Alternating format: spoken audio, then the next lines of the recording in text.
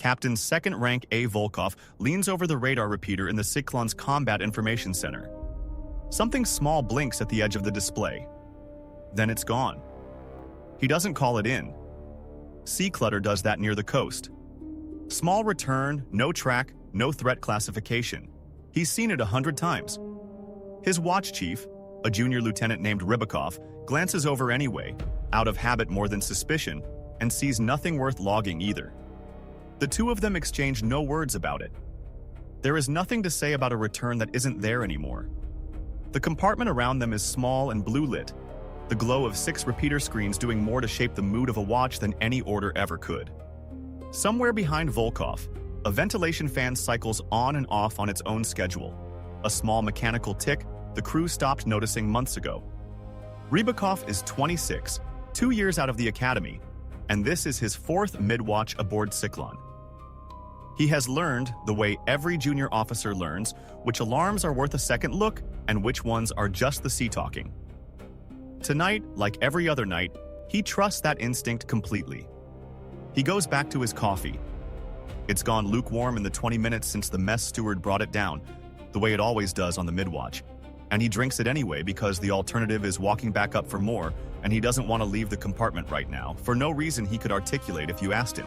40 minutes later, the seaward hull of Russia's newest missile corvette will be opened to the Black Sea, and there will be nothing left of that coffee cup but shards on a tilted deck. This is the story of how 7 low, cheap, unmanned hulls got inside the tightest naval screen Russia has in the Black Sea, and why the ship they were hunting never saw them coming until it was already too late to matter. The corvette was called Tsiklon, Project 22800 Karakurt class. Commissioned into the Black Sea Fleet as the newest hull in the squadron, built specifically to carry Kalibr cruise missiles and to prove, after everything the fleet had already lost, that Russia could still put a missile shooter to sea in Crimean waters and keep it there. That was the story Moscow wanted told. What actually happened inside Sevastopol's approaches that night is a different story, and it starts with a gap nobody was supposed to find. Sevastopol is not an easy port to attack. It never has been. Even after 2.5 years of losses that gutted the Black Sea Fleet's surface strength, the city still sits behind a defensive shell built from 3 separate layers, each one designed to catch what the other 2 miss. The outer layer is radar. Coastal stations at Cape Fiolant and around Sevastopol Bay sweep the approaches around the clock, cross-referencing returns against known shipping lanes. The middle layer is air defense, Pantsir S-1 batteries positioned to intercept anything that flies, alongside Buck M2 and S-400 coverage reaching out from Belbek. The inner layer is human. Patrol boats, rigid hull interceptors, and armed trawlers running fixed routes through the bay mouth, watching the surface the radar can't always resolve. 3 layers. On paper, a wall no surface drone should be able to cross. The people who built that wall were thinking about airplanes and missiles. They were thinking about the threats that had already hurt them. HIMARS strikes, Storm Shadow cruise missiles, the kind of weapons that come from the sky and show up clearly on a radar screen built to look upward and outward. They were not thinking, not seriously, about something small, slow, and nearly flush with the water, approaching from a bearing nobody had flagged as a priority. That blind spot has a name inside Ukraine's Military Intelligence Directorate, known by its acronym, HAR. The unit that exploits it operates under the informal name Group 13, a naval special operations cell that has spent close to 2 years turning cheap unmanned surface vessels into the most disruptive weapon in the Black Sea. Their platform for this operation was the Magura V7. The Magura V7 was never built to look impressive. It rides low, barely a meter of freeboard above the waterline, painted a flat gray-green that all but disappears against a choppy sea at night. Length just over 7 meters. Range past 800 kilometers on a full charge. Payload options ranging from a shaped explosive charge for ramming attacks to, on some variants, a mounted weapons pod for surface engagement. Unit cost, according to figures that have circulated among Ukrainian defense analysts, somewhere around $320,000 per hull.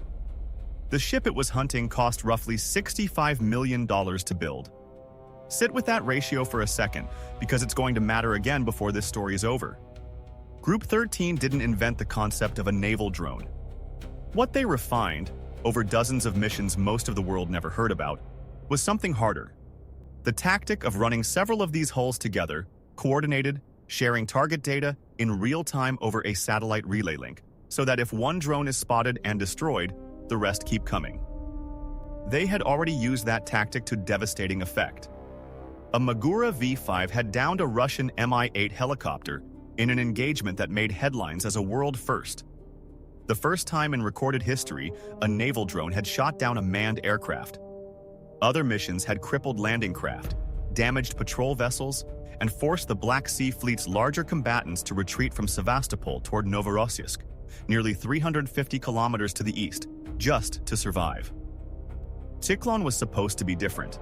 Tsiklon was supposed to be the answer. It wasn't going to hide in Novorossiysk. It was going to sit in Sevastopol, inside the wall, and prove the wall still worked. Group 13 had been watching it for weeks. I spent time going through the operational summary that eventually got declassified for this story, and one detail kept nagging at me. It wasn't the drones. It wasn't the explosives. It was a spreadsheet.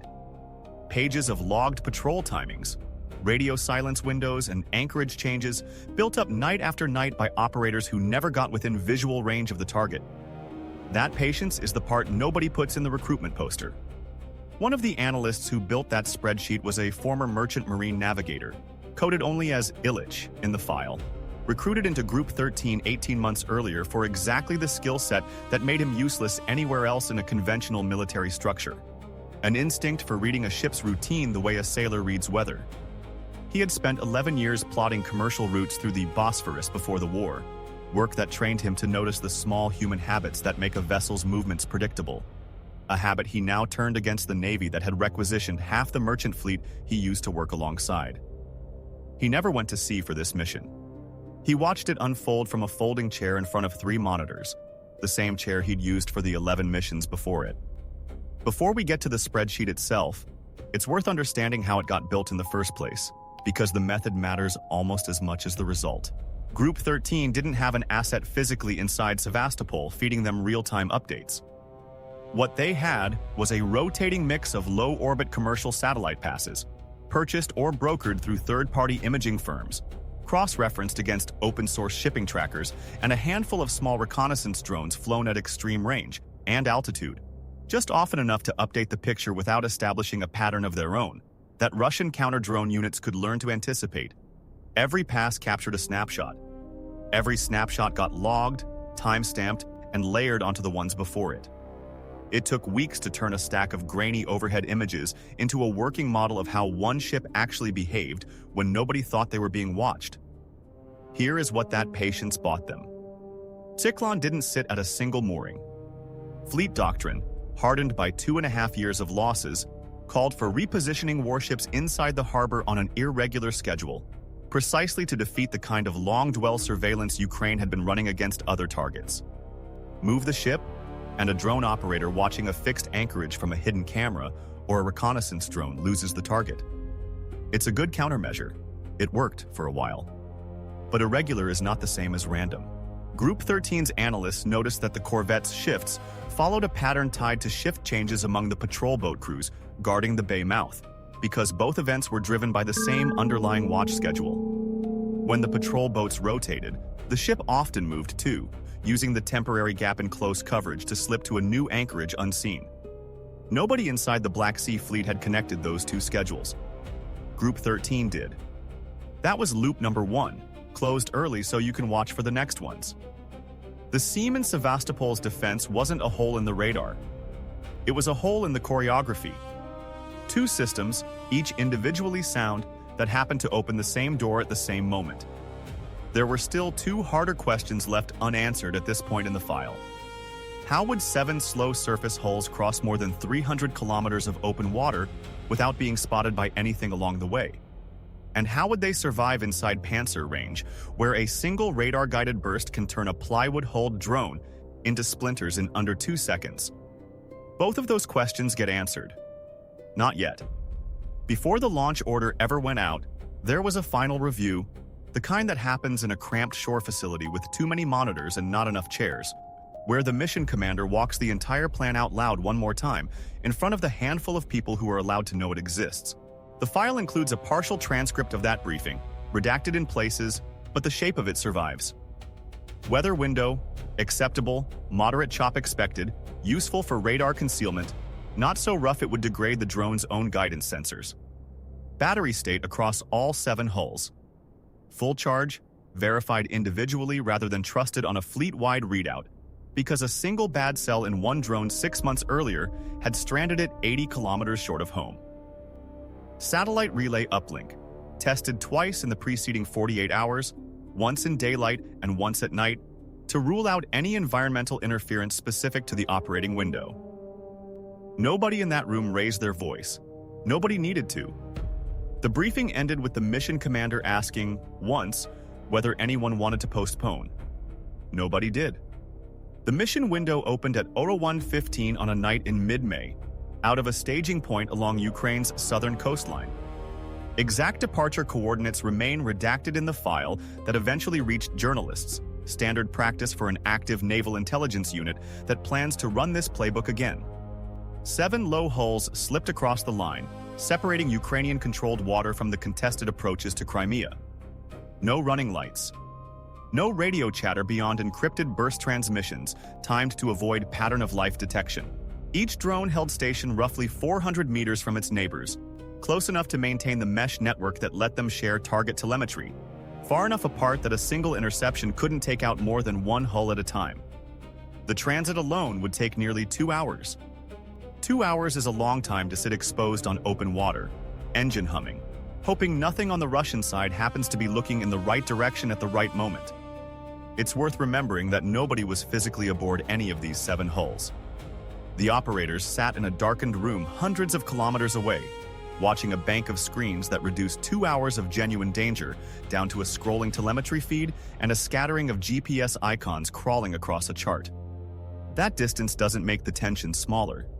If anything, watching a mission unfold entirely through data, with no ability to see or hear what's actually happening on the water, has its own specific kind of dread. The sense that the thing you're steering could already be gone, and you wouldn't know it for another 30 seconds. At around 01:50, that's almost exactly what happened. A Russian coastal patrol vessel, running a routine sweep well outside its normal southern boundary, altered course directly toward the drone formation's projected track. The file doesn't explain why. Maybe a tip. Maybe instinct. Maybe nothing more than a bored watch officer deciding to extend the loop by a few extra kilometers. Whatever the reason, for 11 minutes, the mission commander back at Group 13's shore control point watched a Russian hull converge on a course that would put it within visual range of the lead drones before they even reached the outer approaches to Sevastopol. If that patrol boat spotted them this far out, the entire run was finished before it started. 7 drones burned, an operational method exposed, and a target that would never sit still again. The fix wasn't clever, it was simple, and it worked because the operators had rehearsed it. The formation split, 4 hulls continuing on the planned track while 3 peeled off on a wider loop to the southwest, deliberately surfacing their radar cross-section for just long enough to register as a stray contact well off the patrol boat's bow. The patrol vessel altered course to investigate the false contact. By the time it realized there was nothing there, the main formation had already slipped past its wake, 4 kilometers to the north. Obstacle handled. Mission intact. Nobody on either side fired a shot. That's the kind of moment that never makes it into a press release from either side. It's also the kind of moment that decides whether an operation like this succeeds or gets scrapped at the first sign of trouble. By 02:40, the drones were crossing into the outer radar coverage zone around Sevastopol. This is where the story gets genuinely strange because, on paper, this is exactly where they should have been caught. Coastal radar at Cape Filant is good equipment. It's designed to pick up surface contacts at range, cross-reference them against expected shipping, and flag anomalies. 7 small hulls running in loose formation, well outside any normal shipping lane, should have triggered exactly that kind of flag. Here's what the file suggests actually happened, and it's the answer to the second open question from earlier in this story. The Magura V7's low profile isn't just about visual concealment. At a range of several kilometers, against a moderate sea state with 2-foot chop, the radar cross-section of a drone riding a meter off the waterline gets lost inside the clutter return generated by the waves themselves. Military radar operators call this the sea-clutter floor, and every coastal system has one. Below a certain size, at a certain range, in a certain sea state, small contacts simply disappear into the noise the ocean itself is generating. Group 13 didn't discover this by accident. They'd tested it on smaller missions for months, probing exactly how close they could get before a given radar picked them up, building a working map of the blind envelope around Sevastopol's coastal stations. This mission was the first time they'd used that map to bring 7 holes through the outer layer at once. The radar operators at Cape Phelant that night logged nothing unusual. Not because they were careless. Because the system, doing exactly what it was designed to do, filtered the contacts out as clutter. Most people assume a modern coastal radar network makes a harbor essentially unbreachable to surface threats. The reality, at least against this specific class of target, is that the network was never tuned to see it in the first place. There's a scene in the file's aftermath section worth pulling forward here, out of chronological order, because it explains something about that radar blind spot better than any technical specification could. 3 days after the strike, a Russian air defense colonel arrived at the Cape Phelant station to review the overnight logs personally, according to intercepted communications later obtained by Ukrainian signals intelligence. He sat with the 2 operators who had been on shift that night for the better part of 4 hours, running the recorded returns back frame by frame, looking for the moment a human should have caught what the algorithm missed. He found nothing to charge anyone over. The operators had followed procedure exactly. The system had done exactly what it was built to do. According to the intercepted account, the colonel left without disciplining either enlisted man, because there was nothing in their conduct to discipline. What he wrote in his own after-action note, paraphrased in the file, was blunter than anything Moscow ever put out publicly. The equipment worked as designed, and the design was the problem. By Aero 320, the formation had reached the inner defensive ring, the belt of patrol craft and armed trawlers responsible for visual and short-range radar coverage inside the bay mouth itself. This is the layer built specifically to catch what the outer radar can't. Human eyes, thermal imaging cameras, spotlights, and boats fast enough to close on anything suspicious before it gets close to a moored warship. This is also where the schedule Group 13 had been tracking for weeks came due. At 03:14, 6 minutes before the drones crossed into range, the patrol boat crews responsible for the western half of the bay mouth began their scheduled watch rotation, exactly as the logged pattern had predicted. For roughly 9 minutes, the outgoing crew was transiting back to dock, and the incoming crew was still completing pre-departure checks. Coverage along that stretch of water thinned from 3 boats to 1. The drones went through that gap at Aero 320, single file, engines throttled back to their lowest setting to minimize wake and noise. The one patrol boat still on station that night was Captain Lieutenant D. Marchenko's vessel, according to the file, running a slow loop roughly 600 meters east of the drone's track. Close enough that a spotlight sweep at the wrong angle would have caught at least one hull silhouetted against the harbor lights. Marchenko himself is barely a footnote in the official record, a name attached to a hull number and a watch rotation. But the file's background section fills in a little more than that.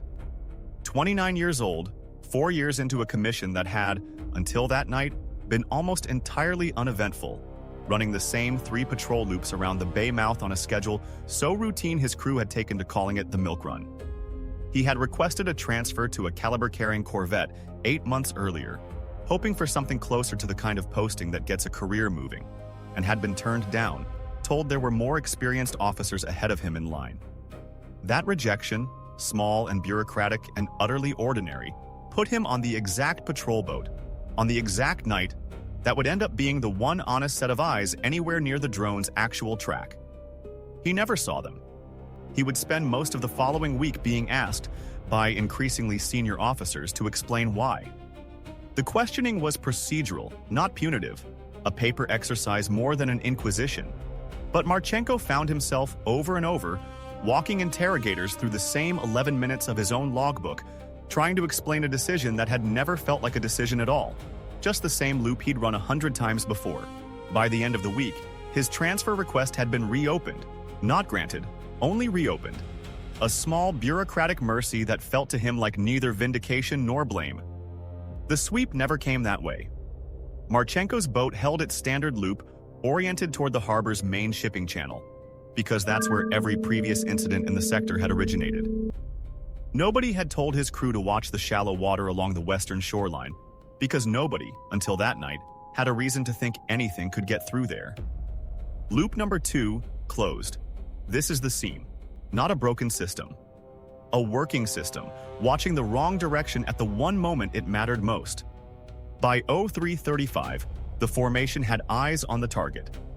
Tsiklon sat at a repositioned anchorage in the western reach of the harbor, roughly 340 meters off the shoreline, its silhouette lit by the ambient glow of the naval base beyond it. Escort presence was thin.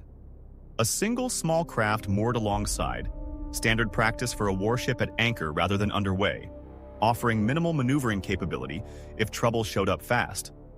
Group 13's mission commander made the call to hold the formation at 900 meters for 11 minutes, watching, confirming target identity against the shape and lighting pattern logged from previous surveillance passes, before committing to final approach.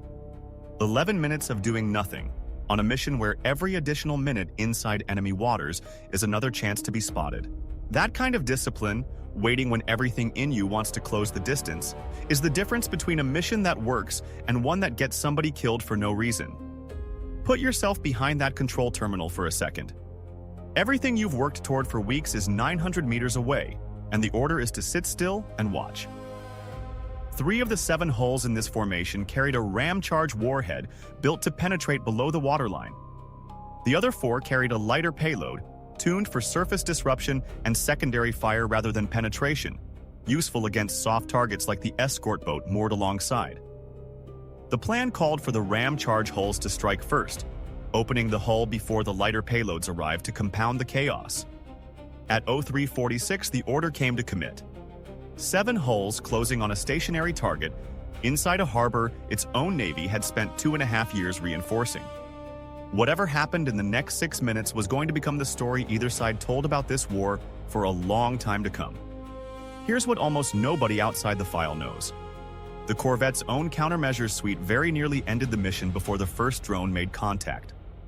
Tsiklon, like most modern Russian surface combatants, carries electronic warfare equipment intended to jam small unmanned systems, disrupting the radio links drones depend on for control and coordination. At 03:49, roughly 2 minutes into the final approach, that system activated, apparently triggered by an automated threat detection routine rather than a human operator noticing anything on watch. For close to 90 seconds, 3 of the 7 drones lost their satellite relay link entirely. Not destroyed. Blind. Running on their last programmed waypoints with no way to receive updated targeting data or confirm they hadn't drifted off course. This is the moment the entire mission could have unraveled. A drone running on dead reckoning with no correction can miss a stationary target by dozens of meters, more than enough to burn the element of surprise and give the target's remaining escort time to react.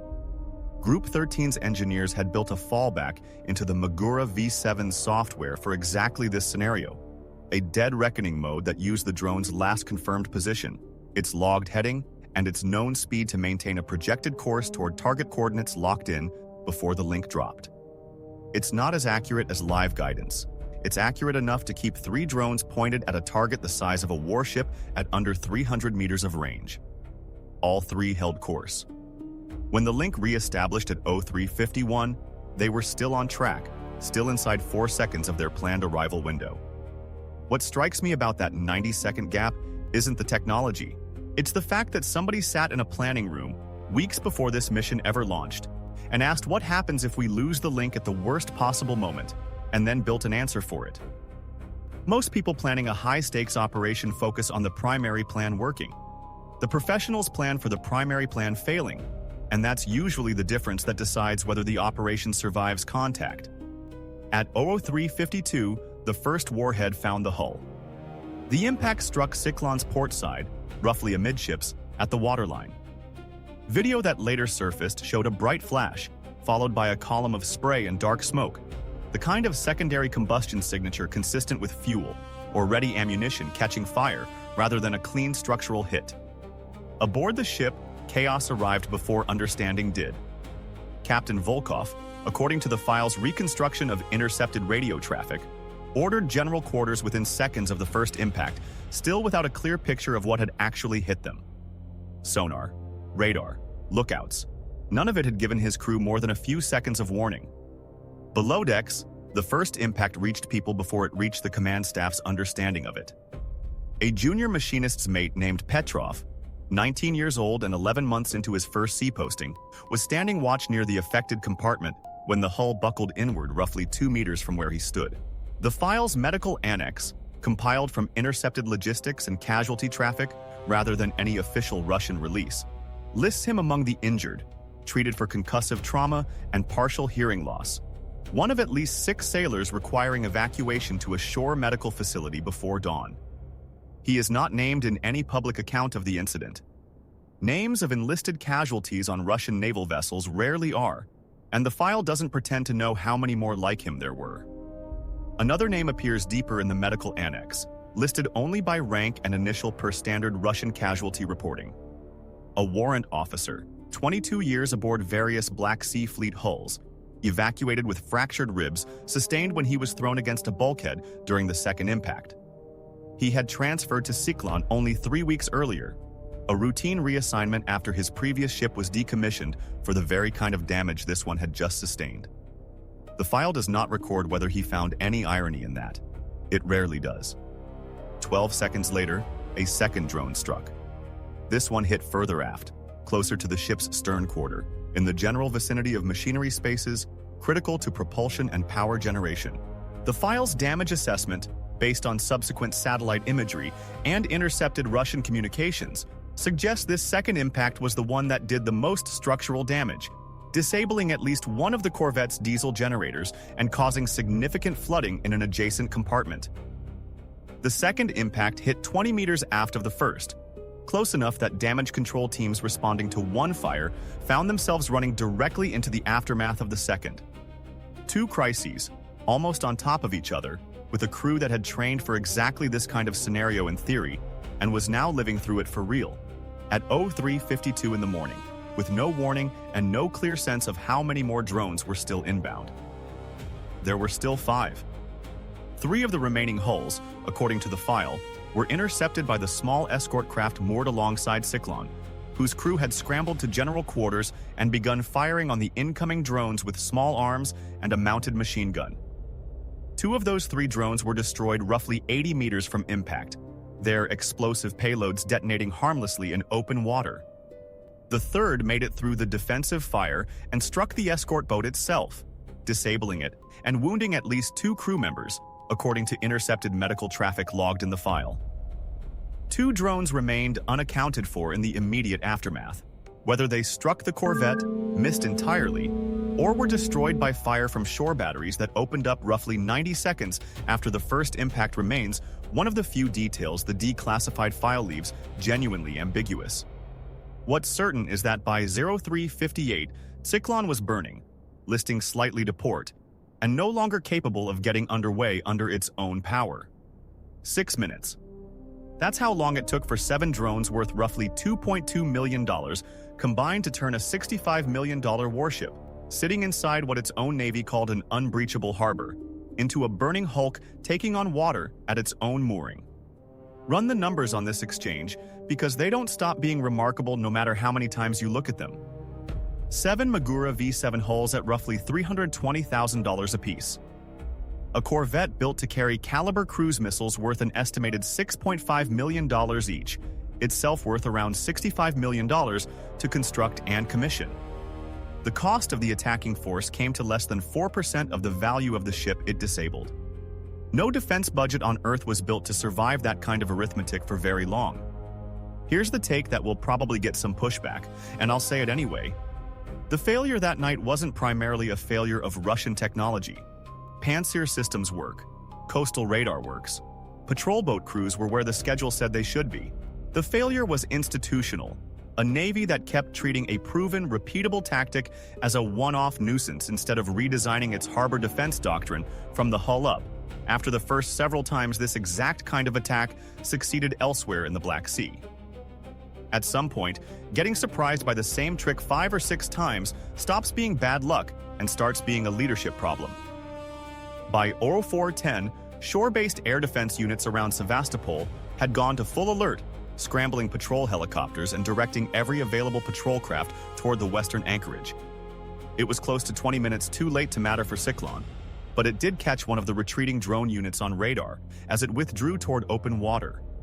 That drone, running low on charge after the extended transit and evasive maneuvering during the approach, didn't have the speed to outrun pursuit indefinitely. According to the file, Russian patrol craft closed within visual range at 0422, and the drone's operators made the call to detonate its remaining explosive payload rather than risk the hull being recovered intact. A decision that would have handed Russian engineers a working example of the exact technology that had just humiliated them. That's loop number 3, closed. Not every drone made it home. This wasn't a clean, costless raid. 6 of the 7 Magura V7 hulls returned to Ukrainian control. One was deliberately destroyed to prevent capture. The mission's success came with a price, even if that price was a fraction of what it cost the other side. Would you have made that same call, watching your own equipment about to fall into enemy hands, knowing every second of hesitation narrows your options? It's worth sitting with, because it's the kind of decision this entire style of warfare is going to keep forcing on operators for years to come. 2 days after the strike, a Russian coastal cleanup crew working the harbor's western shallows recovered a fragment of composite hull material roughly the size of a dinner plate, snagged in a fishing net near the shoreline.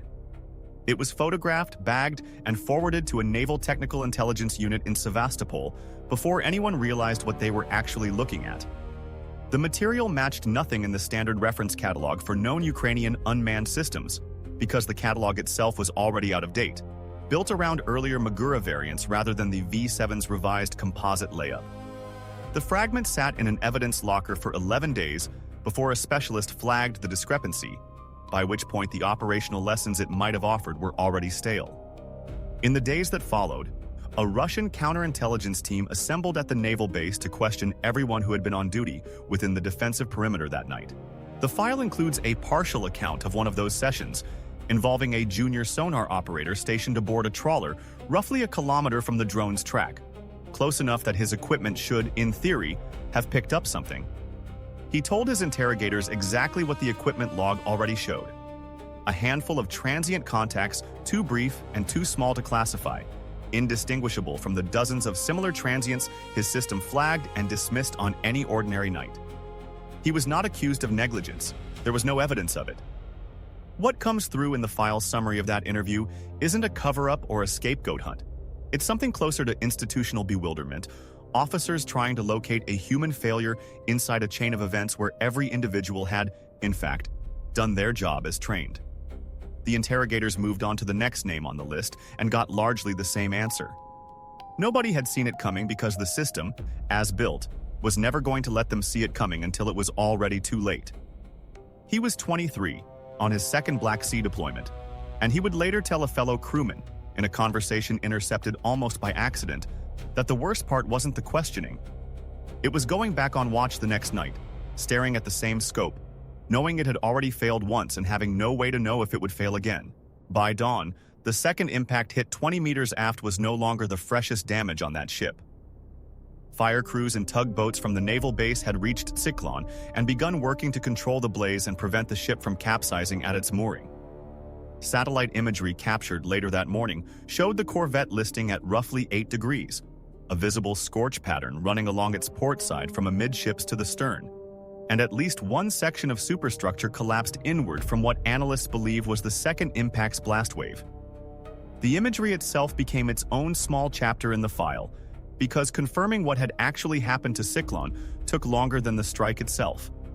Ukrainian and independent open-source analysts spent the better part of 2 days cross-referencing 3 separate commercial satellite passes against harbor traffic records, hull silhouette measurements, and the visible scorch geometry along the port side, before they were willing to publicly confirm the ship's identity beyond reasonable doubt. One analyst, quoted in later reporting, described the process as reading a burn pattern the way you'd read a signature, comparing the angle and spread of the 2 impact points against the known internal layout of a Project 202800 hull until the geometry left no other plausible match. That kind of verification rarely gets attention. It's also the reason a story like this can be told with any confidence at all. rather than as a rumor traded across Telegram channels for a week and then forgotten. Russia's official statement, issued through state media roughly 14 hours after the strike, described a fire aboard a vessel undergoing routine maintenance, attributing the blaze to an unspecified technical malfunction. No mention of drones, no mention of casualties, no mention of the ship's name. Ukrainian military intelligence confirmed the operation publicly within 2 days, releasing limited footage and a summary consistent with most of the details later found in the fuller declassified file. The gap between those two accounts is the story of this entire war in miniature. One side describing a maintenance fire, the other side describing a warship's newest hull, disabled at anchor inside its own home port by a swarm of unmanned boats that together cost less than 5% of what the ship itself was worth. Tsiklon did not sink. It was towed, roughly 11 days later according to satellite tracking analysts monitoring the port, to a dry dock facility for repair, where imagery continued to show it as of the most recent available pass, still out of service, still not underway. Whether the Black Sea Fleet ever returns it to active Kalibr-shooting duty, or quietly reclassifies it as a training hull the way several other damaged vessels have been handled, remains an open question the file doesn't answer, because that answer hasn't happened yet. What did happen within a week of the strike was a visible shift in how the Black Sea Fleet handled anchorage scheduling inside Sevastopol. Satellite analysts tracking the harbor noted a marked increase in the frequency of ship repositioning, patrol boat routes that no longer followed the predictable rotation Group 13 had exploited, and additional radar assets moved into the western approaches specifically. That's the real second half of this story, and it's the part that matters most going forward. Group 13 found one scene. The Black Sea Fleet closed it within days. Somewhere out there, the same analysts who logged that patrol rotation schedule for weeks are already looking for the next one, because that's how this entire style of warfare works now. Find the gap. Use it once, maybe twice. Watch it close. Find the next one. There's a line in the intercepted communications the file includes that reads almost like something scripted for a war film, except it wasn't. A junior officer aboard one of the patrol craft, radioing in confusion in the first minute after the explosions, asking simply where the aircraft was that had just hit them. There was no aircraft. Nobody aboard that boat, in the moment, could conceive of an attack originating from something small enough to be sitting on the water the entire time. That confusion is the whole story of naval warfare's last 3 years, distilled into 11 seconds of panicked radio traffic. For most of the 20th century and into the 21st, a navy's greatest fear at anchor came from the sky or from beneath the waves. Aircraft, cruise missiles, submarines. Entire generations of shipboard defensive systems were built to look up and to look down, because that's where the threats had always come from. What Group 13 and units like it have spent the last several years proving is that the threat can come from the surface itself, low, cheap, and slow enough that traditional detection systems weren't built to notice it until it's already inside minimum engagement range. It's not a new idea in theory. Naval minds have worked on a version of that principle for more than a century. What's new is the mobility, the coordination, and above all the cost. A minefield sits and waits. A swarm of Magura V-7 drones can cross 300 kilometers of open ocean, choose its own target based on real-time reconnaissance, adapt its approach around a defensive schedule discovered through weeks of patient observation, and come home to be reloaded and sent out again within days. That's not a minefield. That's closer to a navy that costs less to build than a single one of the ships it's designed to hunt. The Tsiklon strike wasn't the first time this tactic worked, and multiple sources within Ukraine's defense establishment have indicated it won't be the last. Group 13's earlier operations against Black Sea Fleet targets, ranging from landing craft to patrol vessels to that world-first helicopter engagement, established the pattern this mission simply refined and scaled. 7 hulls instead of 1 or 2, a harder target, chosen specifically because Russia had staked its credibility on defending it. According to Ukrainian officials speaking on background after the strike, Group 13 has continued expanding its operational tempo since the Tsiklon incident, running additional missions against targets the file does not name, presumably because those operations remain active or classified as of this writing. What we cannot verify and want to be upfront about is the exact casualty count aboard Tsiklon that night. The declassified file references injuries consistent with burns and blast trauma among damage control crew, but stops short of a confirmed number, and neither side has released an official figure. If you've seen credible reporting on this specific detail, we'd genuinely like to know because it's the one piece of this story that still doesn't have a clean answer. What we can say with confidence is this. The Black Sea Fleet spent 2.5 years rebuilding its credibility around the idea that Sevastopol, at least, remained untouchable. Layered radar, Pantsir coverage, a patrol screen built specifically to catch what the outer layers missed. 7 drones worth roughly $2.2 million combined found the one gap in that system that mattered, held their nerve through a near discovery, a jamming attempt, and a defensive fire response, and disabled a $65 million warship at anchor inside its own home port. The night broke into 4 separate acts, and it's worth running through them one more time before we close this out. Launch at Ura-115. First contact and evasion of a Russian patrol vessel by Ura-150. Penetration of the outer radar screen using the sea-clutter blind zone by 0240. Final approach and the first warhead striking home at 0352. 4 acts. 6 minutes of actual combat at the very end of a nearly 3-hour operation built almost entirely out of patience, timing, and the willingness to sit still when everything in you wants to move faster.